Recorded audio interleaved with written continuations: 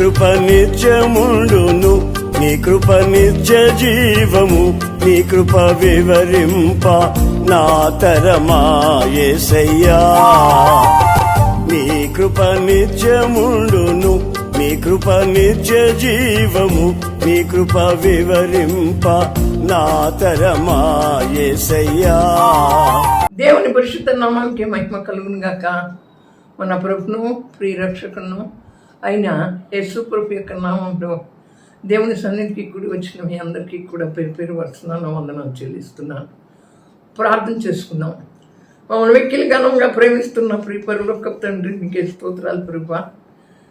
మహాగరుడ, మహోన్నతుడ, సర్వోన్నతుడ, సర్వశక్తివంతుడ, నీకే స్తోత్రాలు. నా వద్దకు వచ్చి వారిని ఎంత మాత్రం త్రోసివేయనని సెలవు ఇచ్చిన దేవుడు నాయన, మీకు వందనాలు చెల్లిస్తున్నాను. అయితే నా తండ్రి, మమ్మల్ని సజీవు లెక్కలో ఉంచి నీ నూతన జీవాన్ని మాలో పెట్టి మాకు ఈ సమయం ఇచ్చినందుకు మీకేం రుణం తీర్చుకోలేము. రక్షణ పాత్రను చేతుపట్టుకుని కృతజ్ఞతాస్తుతులు చెల్లించుచున్నాను. వినగలిగిన చెవి, గ్రహించగలిగిన హృదయం, ఒప్పింపగలిగిన ఆత్మలో సమ్మతి కలిగిన మనస్సును దయచేసి in the mighty name of Jesus, in the mighty power of Jesus, Rabashigori Shandara Rikandara, Oriara Shikandara, Horimamara Shandara, hallelujah. Ravushala Rasikara Matandar Brosi, Jesus Sikaluri, in the mighty blood of Jesus. వినినటువంటి వాక్యాన్ని వ్యర్థంగా విడిచిపెట్టుగా నా జీవితంలో వాక్యానుసరమైన జీవితం నాకును మాకును దయచేయమని త్వరగా రానైన యేసు ప్రభు యొక్క శక్తి కలిగిన నామంలో ప్రార్థించి పొంది ఉన్నాము తండ్రి. ఆమేన్, ఆమేన్. దేవుని పరిశుద్ధ నామానికే మహిమ కలుగును గాక. మన ప్రభును ప్రియరక్షకును అయిన యేసు ప్రభు యొక్క నామంలో దేవుని సన్నిధికి కూడి వచ్చిన మీ అందరికీ కూడా పేరు వస్తున్నా, నా వందనాలు చెల్లిస్తున్నాను. అయితే నా ప్రియమైనటువంటి వాళ్ళరా, మన దేవుని యొక్క వాక్యం ఏమంటుందంటే మెలుగుగా ఉండి ప్రార్థన చేయమంటూ ఉంది. మనం ప్రార్థన ఎంత చేస్తున్నాం, దేవుని వాక్యాన్ని ఎంతగా ధ్యానిస్తున్నాం, మరి దేవునికి ఎంతగా సమయం ఇస్తున్నాం, అలాగే ఆయన ఆజ్ఞలను ఎలా పాటిస్తున్నాం, పరిశుద్ధాత్మని పొందుకున్నామా, ఎలా ఉంటున్నాం అనేటువంటిది మనల్ని మనం పరిశీలించుకుంటే మనకు అర్థమవుతుంది. అయితే నా ప్రియమైనటువంటి వాళ్ళన మార్కు సువార్త 13వ అధ్యాయంలో దేవుని యొక్క లేఖనం ఈ రీతిగా సెలవిస్తూ ఉంది. ఏమనంటే ఆ దినం ఎప్పుడు వచ్చునో, ఆ గడియ ఎప్పుడు వచ్చునో మనకి తెలీదు. ఆ దినము ఎప్పుడు వచ్చునో ఆ దినం గురించి కానీ ఆ గడియ గురించి కానీ తండ్రి తప్ప ఏ మనుషుడైనను, పరలోకమందులి దూతులైనను, కుమారుడైనను ఎరుగరు. కనుక జాగ్రత్త పడుడి, మెలకువగా ఉండి ప్రార్థన చేయుడి. ఆ కాలం ఎప్పుడు వచ్చునో మీకు తెలియదు. కనుక చూడండి, ఆ దినం, ఆ గడియ, ఆ కాలం మరి ఏ మనుష్యునికి తెలీదు, పరలోకమందులి దూతలకు కూడా తెలీదు, కుమారుడు కూడా ఎరగడు. అందుకనే మెలకుగా ఉండి ప్రార్థన చేయమంటుంది. అది ఏ కాలం అంటే యేసు ప్రభు మధ్యాకాశానికి వచ్చేటువంటి కాలం, యేసు ప్రభు మధ్యాకాశానికి వచ్చేటువంటి గడియ అన్నమాట. అయితే యేసు ప్రభు మధ్యాకాశానికి వచ్చినప్పుడు మనం అందరం కూడా మెలకు కలిగి ప్రార్థన చేసినటువంటి వరంగా ఉన్నట్లయితే ఆయన మనల్ని తనతో పాటు తీసుకుని వెళ్తాడు. అయితే నా ప్రియమైనటువంటి వాళ్ళరా, తీతుకు రాసిన పత్రిక 2వ అధ్యాయంలో ఏమని రాయబడి ఉంది అంటే 13వ వచనంలో, అనగా మహాదేవుడును మన రక్షకుడైన యేసుక్రీస్తు మహిమ యొక్క ప్రత్యక్షత కొరకు ఎదురు చూచుచు ఈ లోకంలో స్వస్థ బుద్ధితోనూ నీతితోనూ మరి భక్తితోనూ బ్రతుకుచుండాలని మనకు బోధిస్తూ ఉంది. మనం ఎలా బ్రతకాలంట, ఆయన ప్రత్యక్షత కొరకు ఎదురు చూస్తూ ఈ లోకంలో మనం ఎలా బ్రతకాలి, మన రక్షకుడైనటువంటి యేసుక్రీస్తు యొక్క ఆ మహిమ యొక్క ప్రత్యక్షతను మనం చూడాలి అంటే, దాని కొరకు ఎదురు చూడాలి అంటే, ఈ లోకంలో స్వస్థ బుద్ధితో బ్రతకాలంట, భక్తితో బ్రతకాలంట, నీతితో బ్రతకాలంట. మరి మనలో స్వస్థ బుద్ధి లేకపోతే, మనలో నీతి లేకపోతే, నా ప్రియమైనటువంటి వాళ్ళరా, మనం ఆయనను మరి ఆ పైన చూస్తే మరి 12వ వచనంలో మనం భక్తిహీనతను, ఇహలోక సంబంధమైనటువంటి దురాశలను విసర్జించి శుభప్రదమైన నిరీక్షణ నిమిత్తం, చూడండి, మనం భక్తిహీనతను, అసలు మనలో భక్తి ఎక్కడుంది? భక్తి లేదు కనుకనే.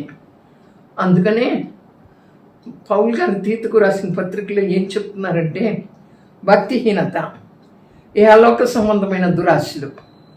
ఇహలోక సంబంధమైన దురాశలు అంటే మనకిచ్చాడు దేవుడు, మనకిచ్చే దాంతో మనం తృప్తి పడక ఏం చేస్తున్నామంటే ఇంకా కూడా దురాశతో బ్రతుకుతూ ఉన్నాం. ఈ దురాశలన్నిటినీ కూడా విసర్జించమంటుంది దేవుని యొక్క వాక్యం.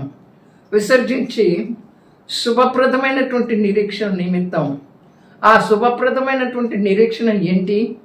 మన రక్షకుడైన యేసుక్రీస్తు మహిమ యొక్క ప్రత్యక్షత కొరకు ఎదురు చూస్తూ లోకంలో స్వస్థ బుద్ధితో భక్తితో బ్రతుకుచుండాలంట.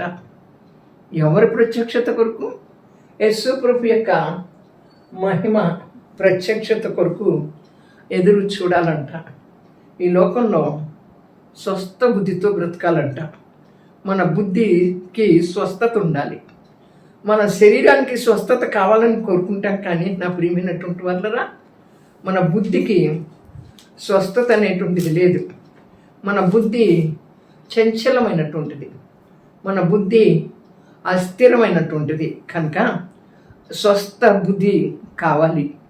అంతేకాకుండా నీతి యథార్థతలు కలిగి జీవించాలి. నీతితోనూ యథార్థతతోనూ బ్రతకాలి. అంతేకాకుండా నా ప్రియమైన వాళ్ళరా, భక్తితో కూడా బ్రతకాలి. మనం భక్తి చేయకపోతే వ్యర్థం. ఎందుకు? మనం ఈ లోకంలో నుంచి పిలువబడ్డాం. ఈ లోకంలో నుంచి మనం ఎందుకు పిలువబడ్డాము అనేటువంటిది మనకు అర్థం కానటువంటి పరిస్థితిగా ఉంటుంది నా ప్రియమైనటువంటి వాళ్ళరా. కనుక మనం ఆ రీతిగా బ్రతకాలని దేవుని యొక్క లేఖనం మనతో మాట్లాడుతూ ఉంది. అంతేకాకుండా నా ప్రియమైనటువంటి వాళ్ళన, మరి ఆయన రాకడ కొరకు ఎదురు చూస్తున్నటువంటి మనం సిద్ధపడాలి కదా. మనం సిద్ధపడాలి. ఆయన ఎప్పుడు వస్తాడో తెలియదు కదా. యజమాని, అవును, ఆ ఇంటి యజమాని ఎప్పుడు వస్తాడో తెలీదు.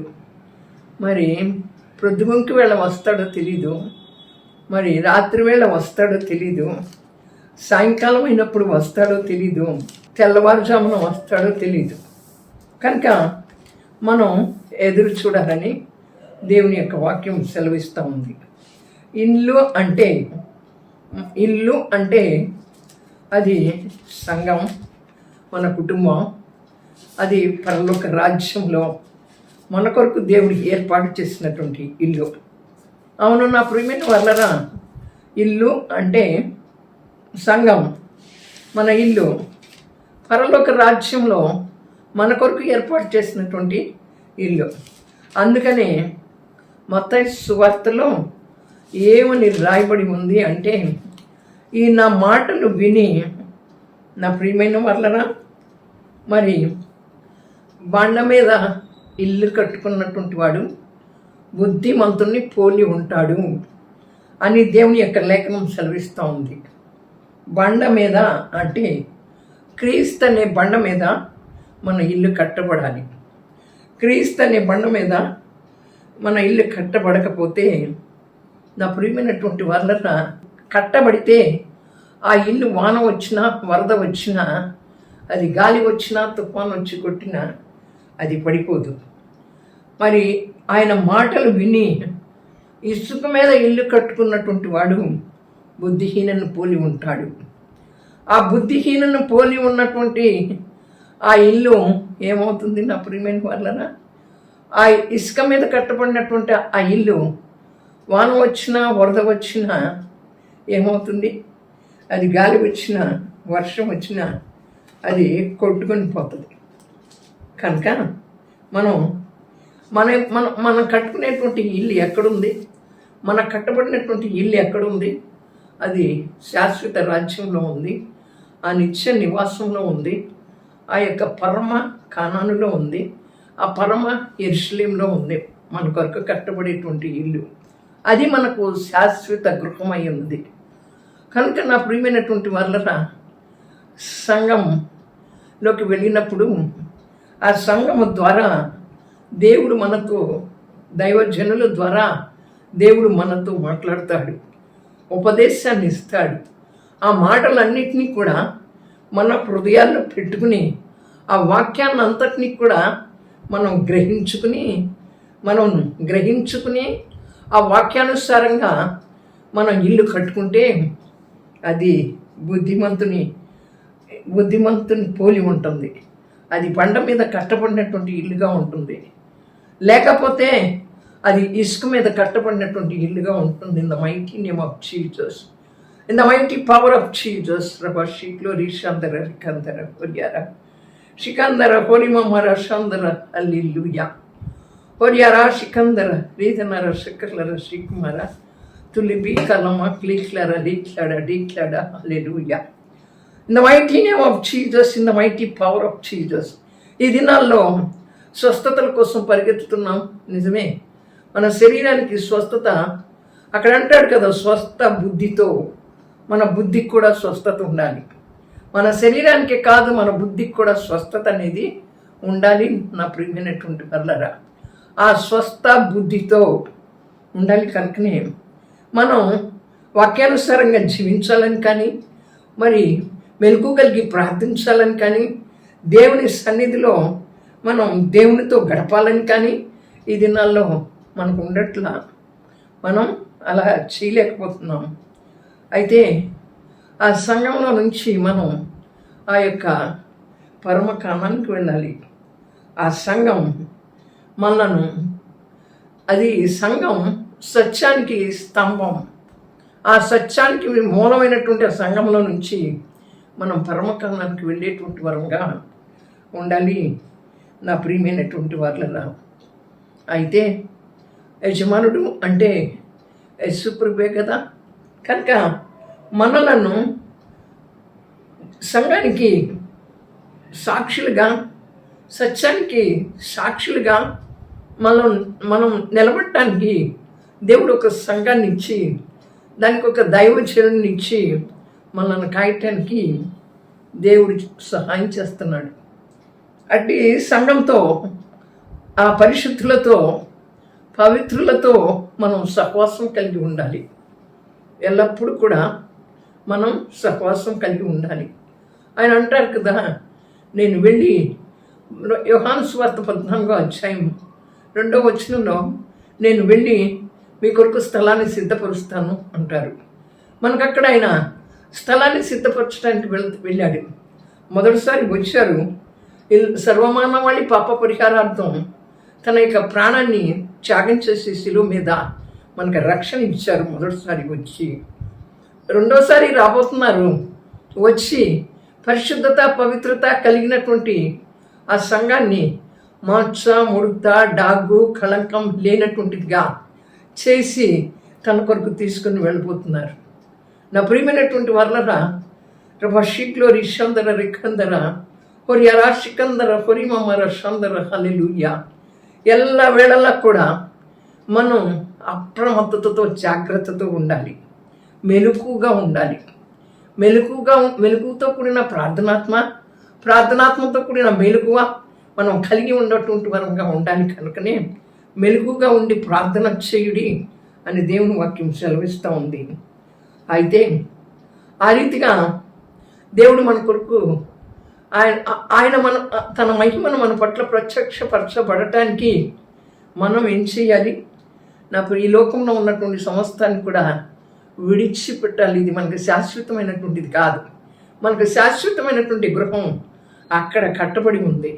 ఇక్కడ ఇది మానవ నిర్మితమైనటువంటి గృహం, అక్కడ దేవుని చేత నిర్మించబడినటువంటి గృహం అక్కడ కట్టబడి ఉంది. అందుకని దేవుడు దేనికి శిల్పియు నిర్మాణకున్న ఉన్నాడు. అబ్రహాము ఆ పునాదులు గల పట్టణం వైపు చూచాడు. నా ప్రియమైన వాళ్ళరా, ప్రొద్దుగుంకి వచ్చిన మొదటి సమయాల గ్రంథంలో చూస్తే మరి ఆ పొద్దుగుంకే వేళ దావీదు మరి పాపంలో పడిపోయాడు. ఆ ప్రొద్దుగుంకే వేళ పాపంలో పడిపోయేటువంటి వేళ. అలాగే అబ్రహాము నిద్రమత్తుతో ఉండిపోయాడు.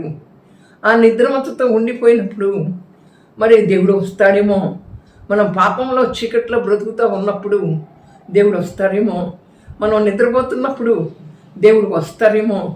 ఆ నిద్రమత్తు అనేటువంటిది అశ్రద్ధకు గుర్తు, మరి నిర్లక్ష్యానికి గుర్తు. మనం అలా ఉన్నామేమో. కనుక ఆయన ఎప్పుడు వస్తాడో మనకు తెలియదు. కనుక నా ప్రియమైన వాళ్ళరా, ఆయన ప్రొద్దుగుంకి వేళ వచ్చేది మొదటి జామున వస్తాడేమో. మనం పాపంలో జీవిస్తూ ఉన్నప్పుడు వస్తాడేమో, మరి అలాగే నిద్రపోతూ ఉన్నప్పుడు వస్తాడేమో. అవును నా ప్రియమైన వాళ్ళరా, కనుక వాటన్నిటినీ కూడా విడిచిపెట్టి మరి మనం ఆయన కొరకు మెలకుగా ఉండి ప్రార్థన చేయవలసినటువంటి వారంగా ఉంటున్నాం. అర్ధరాత్రి వచ్చినేమో, అర్ధరాత్రి ఒక కేక వినపడింది. ఏమని వినపడింది? పెండ్లి కుమారుడు వస్తున్నాడని. ఆ పెండ్లి కుమారుడు వస్తున్నాడని ఒక కేక వినపడినప్పుడు ఏం జరిగింది? ఈ బుద్ధి కలిగినటువంటి కన్యకులు సిద్ధిలో నూనె ఉంది, వారి దివిటీలు వెలుగుతూ ఉన్నాయి. బుద్ధి లేనటువంటి కన్యకల సిద్ధిలో నూనె లేదు, దివిటీలు వెలగటంలా. అవును, వారి దివిటీలు ఆరిపోయాయి. దివిటీలు అంటే ప్రార్థనా జీవితానికి సాదృశ్యం. మన దివిటీలు ఆరిపోతున్నాయా, వెలుగుతున్నాయా? బుద్ధి కలిగిన కన్యకల వల్లే ఉన్నామా, బుద్ధి లేని కన్యకల వల్లే ఉన్నామా? నా ప్రియమైన వాళ్ళరా, రానే వచ్చాడు, సిద్ధంగా ఉన్నటువంటి వాళ్ళని తీసుకుని వెళ్ళాడు. అవును నా ప్రియమైన వాళ్ళరా, మెలకుతో కూడిన ప్రార్థన చేస్తున్నామా? మెలకు కలిగి ప్రార్థన చేస్తున్నామా? బుద్ధి కలిగిన కన్యకల వల్లే ఉంటున్నామా, లేక బుద్ధి లేని కన్యకల వల్లే జీవిస్తున్నామా?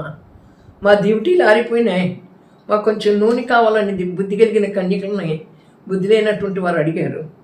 అలాగే నా ప్రార్థనా జీవితం ఆగిపోయింది. నా ప్రార్థనా జీవితం ఎక్కడ ఆగిపోయిందో, in the mighty name of Jesus, in the mighty power of Jesus, నేను బుద్ధి లేని జీవితాన్ని జీవిస్తున్నాను, ప్రార్థన లేకుండా జీవిస్తున్నాను. ఏదో మరి ఎలాంటి ప్రార్థన, మొక్కుబడి ప్రార్థన చేసి జీవిస్తున్నానని చెప్పి చేస్తున్నావా? లేదు. ఎలా ఉండాలి అంటే బుద్ధి కలిగిన కన్యకలే ఉండాలి నా ప్రియమైనటువంటి వాళ్ళరా. మరి చూడండి, కోడి కూయినప్పుడు వచ్చును. పేతురు ఏం చేశాడు?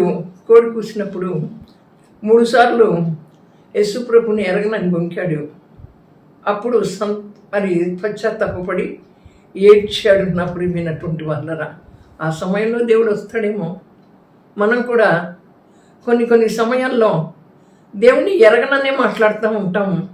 ఏం చేశాడు దేవుడు అని చెప్పి అడుగుతూ ఉంటాము. కొంతమంది అయితే ఎరిగి కూడా ఎరగనట్లు ప్రవర్తిస్తున్నారు. వారి యొక్క బలహీనతలన్నింటినీ కూడా మరి వదిలిపెట్టినట్టు వదిలిపెడుతున్నారు, వాటిట్లోనే కొనసాగుతూ వస్తున్నారు. కనుక నా ప్రియమైన వాళ్ళరా, మరి ఆయన ఎప్పుడు వస్తాడు? కోడి కూసేటప్పుడు వస్తాడేమో. మెలకుగా ఉండాలి. అది 3వ జాము. తెల్లవారినప్పుడు వస్తాడేమో. అప్పుడు 4వ జాములో యేసుప్రభు దోణి దగ్గరికి వెళ్తాడు. ఆ దోణి అలలతో కొట్టబడుతూ ఉంటుంది. అలాగే లిబ్రరీషలో దిరీష మొదరీష హల్లెలూయా. మన యొక్క జీవితంలో కూడా అనేక శ్రమలు, కష్టాలు, నష్టాలు ఎదురవుతూ ఉంటాయి. ఎదురైనప్పుడు మనం ఆయనను గుర్తించలేము. మరి నా ప్రియమైనటువంటి వాళ్ళరా, ఆయనను గుర్తించాలి కదా. ఆయన వస్తాడు. మన కష్టాలు, శ్రమలు, నష్టాలు, దుఃఖాలు, శోధనలు వీటితోనే మునిగిపోయి ఉంటున్నామేమో. కానీ ఆయన వస్తాడు. మనం మెలకుగా ఉండి ప్రార్థన చెయ్యాలని మనకు అటువంటి మెలకు లేకుండా ఉందేమో. అవును నా ప్రియమైనటువంటి వాళ్ళరా, మనం నిద్రపోతున్నామేమో. ఆయన అకస్మాత్తుగా వస్తాడు. ఆ నిద్రపోతుంటాం చూస్తాడు. కనుక మనం మెలకుగా ఉండాలి. దేవుడు మనతో చెప్పే సంగతులను అందరితో చెప్పాలి. నా ప్రియమైనటువంటి వాళ్ళరా, అబ్రహామును క్షమించాడు, మరి దావీదును కూడా క్షమించాడు, కానీ బుద్ధి లేని కన్యకలకు మాత్రం సహాయం చేయలే. ఎందుకని? అక్కడ బుద్ధి లేని కన్యకలు ప్రార్థనా జీవితం లేదు కాబట్టి, వారి డ్యూటీలు వెలగట్లేదు కనుక వారిని క్షమించలా, వారికి సహాయం చేయలే. నువ్వు నేను ఏ స్థితిలో ఉన్నామో, బుద్ధి లేని స్థితిలో ఉన్నామా? బుద్ధి కలిగిన కన్యకల వలె ఆయన సహాయాన్ని పొందలేనటువంటి వరంగా ఉంటున్నామా? జాగ్రత్తగా మనల్ని మనం పరిశీలించుకుని పరీక్షించుకుని ముందుకు నడవలసినటువంటి వరం అవుతున్నాం. నేను దొంగవలే వస్తానంటున్నాడు, ఎప్పుడు వస్తానో తెలియదు అంటున్నాడు, నా రాకడ తండ్రికే తెలుసు అంటున్నాడు. అవును, కనుక ఆయన ఎప్పుడు వస్తాడో మనకు తెలియదు. నా ప్రియమైన వాళ్ళరా, ఇక్కడ ఈ లోకంలో ఉన్నాయి ఏవి మనం వెంట రావు. మనం పరిశుద్ధాత్మతోనూ అలాగే ఆయన ఆజ్ఞలను పట్టుకుని, ఆయన వాక్యాన్ని పట్టుకుని పరిశుద్ధాత్మతో నింపబడి మెలుగు కలిగిన ఆత్మతో ఆయన కొరకు ఎదురు చూచే వరంగా ఉండాలి. ఆయన ప్రొద్దుగునికి వస్తాడో తెలీదు, మరి అర్ధరాత్రి వస్తాడో తెలీదు, కోడి కుయినప్పుడు వస్తాడో తెలీదు, ఆయన ఎప్పుడు తెల్లవారేటప్పుడు వస్తాడో తెలీదు, ఎప్పుడు వస్తాడో మనకు తెలీదు. వచ్చేటుంటే ఆయన చెప్పి వస్తాడా? రాడు కదా. ఒకసారి నేను ఒక కళను చూశాను. అది ఏంటంటే, నా ప్రియమైన వలన అబ్రహాం పాస్టర్ గారు మా ఇంటికి వస్తానని చెప్పారు. చెప్పినప్పుడు నేను అన్నాను, మరి మీరు చెప్పిరండి పాస్టర్ గారు, ఒక రోజు ముందు చెప్పిరండి అన్నా. అట్లాగేను అన్నారు. మేము ఇల్లంతా శుభ్రం చేసాం, ఇల్లంతా దులిపేశాం. ఈలోపు పాస్టర్ గారు దగదగా తెల్లని వస్త్రాలతో మా తలుపు తోసుకుని లోపలికి వచ్చారు. నేను అంటున్నాను, అమ్మా పాస్టర్ గారు మనకు చెప్పిరమ్మని చెప్పకుండా వచ్చారేమే, మన ఇల్లు కూడా ఇంకొంచెం శుభ్రం చేయాలి. మా డైనింగ్ టేబుల్ దగ్గర, ఆహారం తినేదాని దగ్గర, ఆ టేబుల్ దగ్గర శుభ్రం చేయాలి. అయ్యో, అక్కడ బూజు దొరకలేదు కదా, మనం పాస్టర్ గారికి పెట్టడానికి ఏమున్నాయి, మన ఇంట్లో ఇప్పుడు ఏమున్నాయి అంటున్నాను మా కోడలు సుజాతని. అలాగే నేను పాస్టర్ గారు నేను చెప్పి రమ్మని పాస్టర్ గారిని అడిగినప్పుడు నాకు బుద్ధి చెప్పాడు దేవుడు. నా రాకడ ఇలా ఉంటుంది, నువ్వు చెప్పి రమ్మని దైవసేవకుడికి చెప్పావు, నేను చెప్పకుండా నేను ఇంటికి వస్తాను, ఎప్పుడు వస్తానో తెలియదు అన్నాడు. ఆ రీతిగానే వస్తాడు. నా ప్రియమైనటువంటి వాళ్ళ ఆయన రాక కోసం మనం ఎదురు చూస్తూ మనం సిద్ధపడాలి. దేవుడి వాక్యాన్ని మనందరం వెనుకలో దీవించి ఆశీర్వదించు గాక. ప్రార్థన చేసుకుంటాం. పరిశుద్ధుడా, ప్రేమ స్వరూపి, నుంచి ఆశ్రయదుఃఖమైన మా ప్రభువానికి స్తోత్రాలు. నీ కొరకు మేము సిద్ధపడాలి. ఎప్పుడు వస్తావో తెలియదు ప్రభా. నీ రాకడ కొరకు ఎదురు చూడాలి ప్రభా. స్వస్థ బుద్ధితో, నీతితో, భక్తితో, యథార్థతతో మేము జీవించాలి ప్రభా. అట్టి జీవితాన్ని మాకును అందరికీ దయచేయండి. Touch them in the mighty name of Jesus. Touch them in the mighty power of Jesus. I rebuke every darkness in the mighty power of Jesus. I bind every sickness in the mighty blood of Jesus. I bind every dynamic and structural weakness in the mighty power of Jesus. O Rabba Shiklori Shandara Rekandara Hori Arashikandara Hori Mamara Shandara. Hallelujah. Raushama Rasikara might in the brow seat Jesus Sikalvari. నైనా మీకే స్తోత్రాలు. యవనస్తులైన దైవజనులను జ్ఞాపకం చేసుకోండి. నైనా వారికి మంచి ఆరోగ్యాలు ఇవ్వండి. రాకపోకల్లో తోడే ఉండండి. అలాగే పగలేండ దెబ్బైనా, రాత్రి వెన్నెల దెబ్బైనా తగలకుండా నీ బిడ్డలను కాపాడండి. వారి ప్రయాణాల్లో మీ కృప, మీ క్షేమం కలుగును కాక. అనేక ఆత్మలు మీ కృపాసనముకు నడిపించబడును కాక.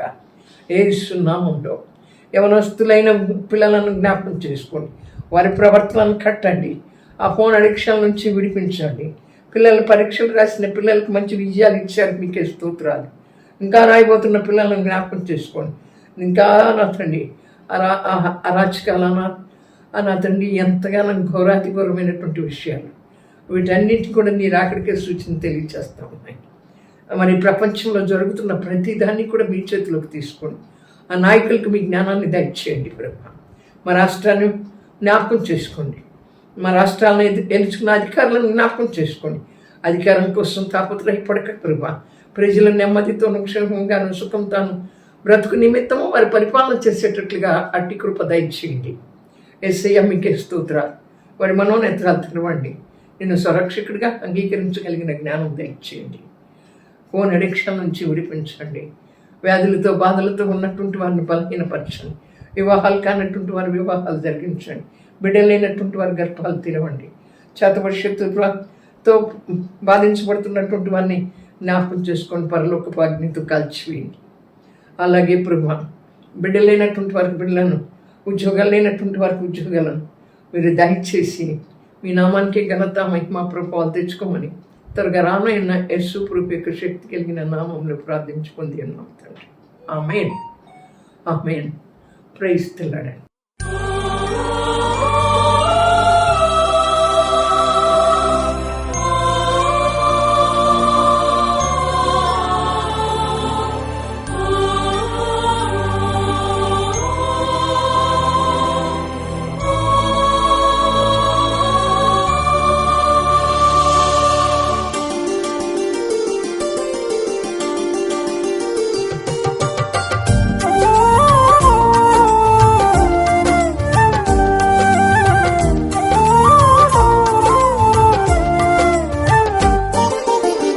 నీ కృప నిత్యముండును, నీ కృప నిత్య జీవము, నీ కృప వివరింప నా తరమా యేసయ్యా.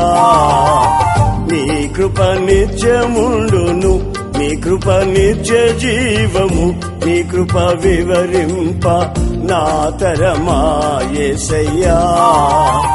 నీతిమంతుల గుడారాలలో వినబడుచున్నది రక్షణ సంగీత సునాదము.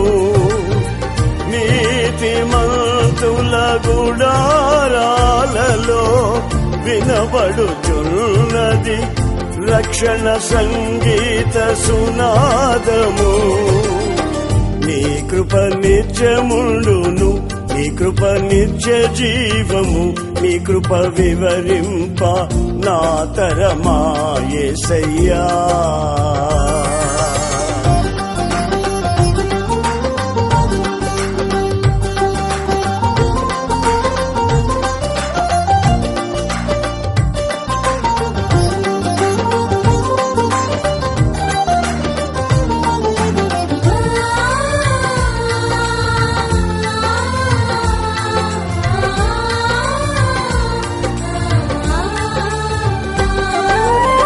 శృతి ఉన్న పాటలకు విలువలు ఉన్నట్లే కృతజ్ఞతనిచ్చావు, కృపలో నిలిపావు. శృతి ఉన్న పాటలకు విలువలు ఉన్నట్లే కృతజ్ఞతనిచ్చావు, కృపలో నిలిపావు.